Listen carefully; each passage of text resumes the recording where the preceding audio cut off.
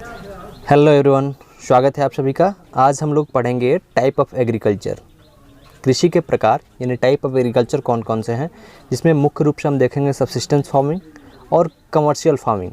इसके सब पार्ट होंगे, ठीक है। इसमें शिफ्टिंग कल्टीवेशन भी होगा, प्लांटेशन फार्मिंग होगा, प्राइमेटिव सबसिस्टेंस फार्मिंग होगा, इंटेंसिव सबसिस्टेंस फार्मिंग, ठीक है, गहन कृषि, गहन जीवन निर्वाह कृषि, पशुपालन, मिश्रित कृषि। इन सभी कृषि के बारे में हम लोग इस वीडियो में समझने वाले हैं, जो भी कृषि के प्रकार हैं। तो आइए शुरू करते हैं। क्लास 8 ज्योग्राफी का हम लोग चैप्टर 4 और चैप्टर 4 का थर्ड वीडियो देख रहे हैं, तीसरा पार्ट है। इसके पहले 2 पार्ट ऑलरेडी हम लोग देख चुके हैं। अगर आपने नहीं देखा है तो अवश्य प्ले लिस्ट में जाकर देख लेंगे, जिससे इस वीडियो को समझने में आपको काफ़ी हेल्प होगा। तो आइए शुरू करते हैं। टाइप ऑफ एग्रीकल्चर, कृषि के प्रकार। कृषि के प्रकार की बात करें तो यहाँ पर agriculture is practices in different part of the world depending on geographical conditions. कृषि जो है अलग अलग तरीक़ों से किया जाता है। इसके कई प्रकार हैं। जैसे जियोग्राफिकल कंडीशंस हैं वैसे लोग कृषि को अपनाते हैं, जिसमें हम लोग यहाँ पर पिछले वीडियो में देखा था कि बहुत सारी चीज़ें हैं जो इफ़ेक्ट करती हैं कृषि को, एग्रीकल्चर को, जिसके कारण अलग अलग कृषि के तरीके अपनाए गए हैं। जिसमें यहाँ पर हम बेसिकली मेन टाइप देखें एग्रीकल्चर का तो एक है सबसिस्टेंस फार्मिंग और दूसरा है कमर्शियल फार्मिंग। सबसिस्टेंस फार्मिंग को हिंदी में निर्वाह कृषि कहा जाता है, जबकि कमर्शियल फार्मिंग को वाणिज्यिक कृषि कहा जाता है। सबसिस्टेंस फार्मिंग मुख्यतः 2 प्रकार की होती हैं। इंटेंसिव सबसिस्टेंस फार्मिंग, जिसको हिंदी में गहन निर्वाह कृषि कहते हैं, और दूसरा प्राइमेटिव सबसिस्टेंस फार्मिंग, जिसको हिंदी में आदिम निर्वाह कृषि, ठीक है। उसके बाद प्राइमरी सबसिस्टेंस फार्मिंग के 2 सब पार्ट होते हैं। एक शिफ्टिंग कल्टीवेशन, जो काफ़ी महत्वपूर्ण है इस पूरे वीडियो के अंतर्गत। इसको हिंदी में स्थानांतरित कृषि या स्लेश एंड बर्न कृषि भी कहते हैं, तो आप इसको याद ज़रूर रखेंगे, ठीक है। और दूसरा है नोमैडिक हर्डिंग, यानी कि चलवासी पशुचारण, यानी जो पशुचारण की प्रक्रिया है ये भी एक कृषि का प्रकार है, तो इसको पढ़ने वाले हैं। कमर्शियल फार्मिंग में देखें तो यहाँ पर 4 प्रकार के हैं कमर्शियल फार्मिंग। एक लाइव स्टॉक रैंचिंग, जिसको पशुपालन कहा जाता है। कमर्शियल ग्रेन फार्मिंग, वाणिज्यिक अनाज की जो कृषि होती है। और मिक्स्ड फार्मिंग, यानी कि मिश्रित कृषि। और फोर्थ है प्लांटिंग फार्मिंग, यानी रोपण कृषि, जिसमें हम लोग गन्ना, चाय, कहवा इसके बारे में देखने वाले हैं। तो आइए अब इसको एक एक करके देखते हैं और समझते हैं। फर्स्ट है सबसिस्टेंस फार्मिंग, ठीक है। इसको हिंदी में निर्वाह कृषि कहते हैं। आप इसको याद कर सकते हैं। सबसिस्टेंस फार्मिंग ओनली फॉर कह सकते हैं कि फुलफिल द फैमिली जो रिक्वायरमेंट होता है, जो परिवार के सदस्यों की जो आवश्यकताएं होती हैं, रिक्वायरमेंट है, उसी को पूरा कर पाता है, इसलिए इसको निर्वाह कृषि भी कहते हैं, ठीक है। ये जो फैमिली के नीड्स हैं इसी को पूरा कर पाता है। साथ ही this type of farming low level technology in use, इसमें काफ़ी लो लेवल तकनीक का उपयोग होता है। कह सकते हैं कि परंपरागत जो ट्रेडिशनल्स प्रैक्टिसेस हैं कृषि के, उसी को अपनाया जाता है, जिसमें हल बैल का प्रयोग होता है। पुराने जो हल बैल का यूज किया जाता था उस तरह से, ठीक है, यानी कि इसमें तकनीक का काफ़ी कम यूज किया जाता है, ठीक है। सबसिस्टेंस फार्मिंग जो है, इसके जो आउटपुट हैं वो सिर्फ कह सकते हैं जो फैमिली होते हैं फार्मर के, उनके ही रिक्वायरमेंट को पूरा कर पाता है। इसमें जो भी अनाज उगते हैं उससे सिर्फ परिवार के सदस्यों का भरण पोषण नहीं हो पाता है, इसलिए इसको निर्वाह कृषि कहा जाता है। इसके 2 सब पार्ट हैं, एक है इंटेंसिव सबसिस्टेंस फार्मिंग और दूसरा प्राइमेटिव सबसिस्टेंस फार्मिंग, तो 2 इसके सब पार्ट हैं। तो इस प्रकार हम कह सकते हैं कि जीवन निर्वाह कृषि जो है, ठीक है, इसका मेन उद्देश्य होता है परिवार के सदस्यों को खाद्यान्न उपलब्ध कराना, ठीक है। इसलिए इसमें ट्रेडिशनल जो बिल्कुल पुराने तरीके के कृषि यंत्र हैं इसी को उपयोग करके कृषि की जाती है, ठीक है। नेक्स्ट है इंटेंसिव सबसिस्टेंस फार्मिंग, गहन निर्वाह कृषि। Intensive subsistence farming is practises on a small piece of land. इसके भूमि के जो छोटे आकार होते हैं उन पे इस कृषि को अपनाया जाता है, ठीक है, जैसे कि इसका नाम है गहन कृषि, तो गहन कृषि जो है ये निर्वाह के लिए ही होता है, लेकिन गहन होता है काफ़ी। In the type of farming simple basic farm tools are used. इसमें जो साधारण कृषि के यंत्र हैं, जो सिंपल टूल्स हैं, उसी को यूज किया जाता है, ठीक है। Intensive subsystem farming depend heavily on human labour. ये जीवन निर्वाह कृषि जो है ये श्रम की इसमें काफ़ी अधिक ज़रूरत होती है, ठीक है। साथ ही साथ ये फर्टाइल सॉइल और जो लॉन्ग सनी क्लाइमेट है, यानी कि जो कृषि का प्रकार है ये उन क्षेत्रों पर होता है जहाँ पे लैंड जो होती है काफ़ी फर्टाइल होती है, काफ़ी उर्वर होती है, और जहाँ पे जलवायु जो है वहाँ पर धूप वाले होते हैं, ठीक है, अधिक धूप वाले, वहाँ पे ये कृषि की प्रक्रिया को अपनाया जाता है। इसमें more than one crop is rise on the same piece of land is 1 year. एक साल में एक से अधिक फसलों को इसमें उगाया जाता है। तो इसका बहुत बड़ा विशेषता है कि 1 ईयर में, ठीक है, एक से अधिक फसल को उगाया जाता है, इसलिए इसको गहन कृषि भी कहा जाता है। ये सब हम देख चुके हैं।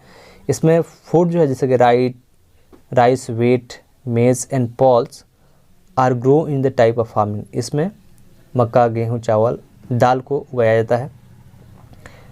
Intensive subsistence farming is mainly practises in thickly populated region, जहाँ पे जनसंख्या अधिक होती है, काफ़ी घनत्व अधिक होता है, जनसंख्या का दबाव होता है, ठीक है, यानी छोटे खेत होते हैं और उस पर अधिक लोगों का जीवन निर्वाह करना होता है, जीवन के लिए भोजन उपलब्ध कराना होता है, तो वहाँ पे इस तरह के कृषि लोग अपनाते हैं, ठीक है, इसलिए इसको गहन निर्वाह कृषि भी कहा जाता है, ठीक है। जैसे कि south east and south east Asia, इन क्षेत्रों में जनसंख्या अधिक है, जैसे भारत हो गया, बांग्लादेश, पाकिस्तान, ठीक है, इन क्षेत्रों में इस कृषि को काफ़ी अधिक देखने को मिलता है। नेक्स्ट है प्राइमेटिव सबसिस्टेंस फार्मिंग, ठीक है, इसको हिंदी में हम लोग आदिम निर्वाह कृषि बोलते हैं, ठीक है। प्राइमेटिव यानी जो पुराने लोग, पहले जो प्राचीन लोग थे, उनके द्वारा ये कृषि अपनाई जाती थी, वर्तमान में भी कई क्षेत्रों में अपनाई जाती है, ठीक है, तो वही ट्रेडिशन आज भी प्रचलित है। Primitive subsistence farming is based on the traditional method of farming. जो पुराने जो परंपरागत तरीके हैं इसके ऊपर डिपेंड है, और इसको 2 पार्ट में डिवाइड किया गया है। एक शिफ्टिंग कल्टीवेशन, जिसको स्थानांतरित कृषि कहते हैं, ये काफ़ी महत्वपूर्ण है, और दूसरा है नोमैडिक हार्डिंग, जो चालवासी पशुचारण है, ठीक है। ये 2 टाइप हैं प्राइमेटिव सबसिस्टेंस फार्मिंग के। अब इसका पहला पार्ट देखते हैं, शिफ्टिंग कल्टीवेशन। शिफ्टिंग कल्टीवेशन की बात करें, in the type of agriculture trees are cut and burn to clear the land where cultivation is to be done. The ash act as a manure for the crops. इसमें कृषि को जो है जंगलों की काट कर या सफाई करके या फिर उसको जला करके आता है, ठीक है, जिससे इसका जो राख होता है, जो एस होता है, ठीक है, ये कह सकते हैं कि क्रॉप के उर्वरक का काम करता है, ठीक है, खाद का काम करता है। नेक्स्ट है आफ्टर 2 से 3 years when the soil loses the fertility farmer shift to another piece of land. इसमें जब जंगल की सफाई की जाती है काट कर जलाकर, और वहाँ पर 2 से 3 साल तक कृषि की जाती है, और 2 से 3 साल तक कृषि करने के बाद अगर वो सॉइल जो है, ठीक है, उसकी फर्टिलिटी जो है वो लॉस हो जाता है, उसके बाद उस भूमि को छोड़कर, ठीक है, अनदर भूमि के जो टुकड़े हैं वहाँ पे जंगल की सफाई की जाती है या काट कर जलाकर, और वहाँ पे फिर 2 से 3 साल तक कृषि की जाती है।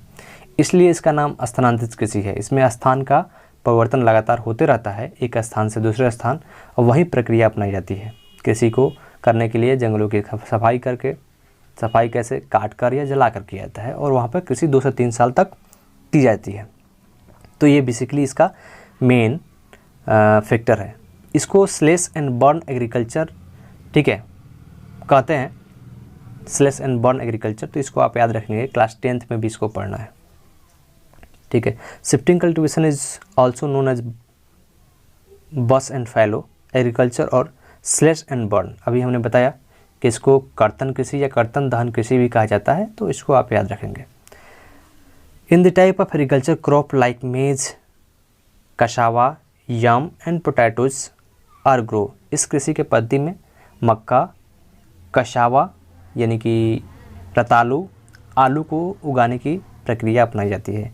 The mainly practises in the tropical forest, Amazon basin, Congo basin, south east Asia and north east state of India. जैसे कि ये उष्णकटिबंधीय क्षेत्रों में अपनाया जाता है जहाँ पे जंगल काफ़ी अधिक, जैसे अमेजन घाटी, अमेजन बेसिन है, कांगो बेसिन है, और साउथ ईस्ट एशिया के जो क्षेत्र हैं यहाँ पे, और भारत के जो पूर्वोत्तर राज्य हैं यहाँ पे ये कृषि के तरीके अपनाए जाते हैं। यह डू यू नो में दिया है, आप इसको याद रखेंगे। शिफ्टिंग कल्टीवेशन के डिफरेंस नाम है अलग अलग जगह पर, जैसे कि इंडिया में इसको झूम कृषि कहते हैं, मैक्सिमम मिल्पा कहा जाता है, ब्राज़ील में रोका कहा जाता है, लदांग जो है ये मलेशिया में कहा जाता है, कुनुक जो है वेनेजुएला में कहा जाता है, और चेंगिन इन फिलीपींस, ठीक है, चेंगिन कहा जाता है फिलीपींस में। तो आप इसको अलग अलग नाम, ये एग्जाम में कई बार पूछे जाते हैं कि झूम कृषि का दूसरा नाम क्या है, स्थानांतरित कृषि, स्लैश एंड बर्न कृषि, ये आप याद रख सकते हैं। नेक्स्ट है नोमैडिक हर्डिंग, ठीक है, चलवासी पशुचारण, जैसा कि नाम है चलवासी पशुचारण, यानी चल के लोग एक स्थान से दूसरे स्थान अपना पशु चराते रहते हैं सालों भर, और वो अपना जीवन यापन उसी से करते हैं। The kind of farming herdsmen move from one place to another place. इसमें जो पशुचारक होते हैं, पशुपालक होते हैं, वो एक स्थान से दूसरे स्थान घूमते हैं in the search of pastures and water. चारा और जल की तलाश में एक स्थान से दूसरे स्थान लोग अपने पशुओं को चराते हैं। Nomadic herding depend on the climate conditions. ये क्लाइमेट कंडीशंस के ऊपर डिपेंड करता है, जलवायु जो दशाएँ होती हैं वो उनके ऊपर डिपेंड करती है। In mountainous region when it is too cold in winter, herders move down the valley with their cattle. Such seasonal migration is called transhumance. इसमें चशवासी जो होते हैं वो ठंडी अत्यधिक जब ठंडे पड़ते हैं उस समय ये वैली के अंतर्गत चले जाते हैं और वहाँ पशुचारण करते हैं, और जैसे ही मौसम थोड़ा ठीक होता है वो फिर पर्वतीय भागों में करते हैं अपना पशुचारण, ठीक है। इसको सीजनल माइग्रेशन भी बोलते हैं, ऋतु प्रवास भी बोलते हैं। इंग्लिश में इसको ट्रांसह्यूमन कहा जाता है, क्योंकि ऋतु के अनुसार जब ठंडी ऋतु तब घाटी में, और जब थोड़ा सा गर्मी पड़ता है तो पर्वतीय भागों में चले जाते हैं, इसीलिए इसको ट्रांसह्यूमन भी कहा जाता है। Herdsmen follow the same route usually. जो पशुचारक होते हैं वो समान कह सकते हैं कि सेम जो मार्ग होता है उसी को अपनाते हैं। Some of the common animals reared by nomadic herders are sheep, goat, camel and याक। यहाँ पर सीप और गोट जो होती हैं, बकरियाँ जो होती हैं, ऊँटे होते हैं, ऊँट के साथ साथ याक, इनको पाला जाता है, जिससे मिल्क और meat, hides, skin and wool की प्राप्ति होती है। कह सकते हैं कि इनसे दूध, खाल, मांस, ऊन, अन्य उत्पादों की भी प्राप्ति होती है। ये बेसिकली देखा जाए तो जो सेमी एरिड क्षेत्र हैं, ठीक है, वहाँ पे जैसे कि सेंट्रल एशिया, जो मध्य एशिया है, सहारा डेजर्ट जो दुनिया का सबसे बड़ा डेजर्ट है, मरुस्थल है, यहाँ पे पार्ट्स ऑफ राजस्थान के क्षेत्रों में, जम्मू एंड कश्मीर में भी, क्योंकि वो माउंटेनियस रीजन है जम्मू एंड कश्मीर, तो वहाँ पे ये लोग इस कृषि को अपनाते हैं, यानी कि नोमैडिक जो कृषि है इसको लोग अपनाते हैं।